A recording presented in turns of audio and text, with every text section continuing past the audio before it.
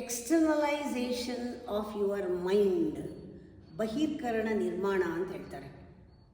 ಗೊತ್ತಾಯ್ತಾ? ಅದರಿಂದ internal purification will happen.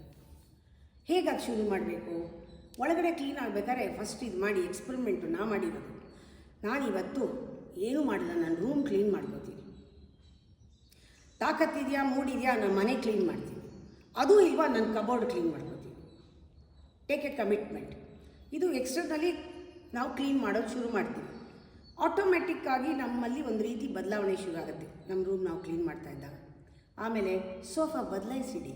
ಅದೇ ಈ ಥರ ಒಂದೇ ಈ ಜಾಗದಲ್ಲ ಸೋಫಾ ಇದೆ, ನೋಡಿ ನೋಡಿ ಬೇಜಾರು. ಆ ಕರ್ಟನ್ ಬಿಚ್ಚಾಕಿ, ಸ್ವಲ್ಪ ದಿನ ಕರ್ಟನ್ ಹಾಕಬೇಡಿ, ಇಲ್ಲ ಹೊಸ ಕರ್ಟನ್ ತಂದು ಹಾಕಿ. ಮನೆ ಬೇರೆ ಥರ ಕಾಣಿಸೋಂಗಾಗುತ್ತೆ. ಟಿ ವಿ ಜಾಗ ಬದಲಾಯಿಸಿ, ನೀವು ಕೂತ್ಕೊಳ್ಳೋ ಜಾಗ ಬದಲಾಯಿಸಿ, ಅದ್ರ ಮೇಲಿರೋದೆಲ್ಲ ತೆಗೀರಿ. ಆ ಸೋಫಾನ ತೆಗೆದು ಆಚೆಗೆ ಹಾಕಿ, ಬೇರೆ ಒಂದೆರಡು ಕುರ್ಚಿ ಹಾಕ್ಕೊಳ್ಳಿ. ತಪ್ಪಲ್ಲ, ಯಾಕೆ ನೀವು ಅದೇ ರೂಮಲ್ಲೇ ಇರ್ತೀರ ಅಲ್ವಾ.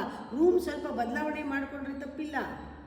ಅದು ತುಂಬ ಪರಿಣಾಮ ಬೀರುತ್ತೆ. ಬೇಡದೇ ಇರೋದನ್ನೆಲ್ಲ ಇಟ್ಟಿಟ್ಟಿಟ್ಟಿಟ್ಟಿಡವು, ಎಸಿರಿ ಬೇಡದೇ ಇರೋದನ್ನೆಲ್ಲ, ಕೂಡಿ ಬೇಡದೇ ಇರೋದೆಲ್ಲ ಉಪಯೋಗಿಸೋರಿಗೆ. ಯಾವ್ದು ಬೇಡವೋ ಎಲ್ಲ ಕಿತ್ತಾಕಿ, ಎಲ್ಲನೂ ಯಾವ್ದು ಬೇಕೋ ಎಷ್ಟು ಬೇಕೋ ಅಷ್ಟು ತೊಗೊಳ್ಳಿ.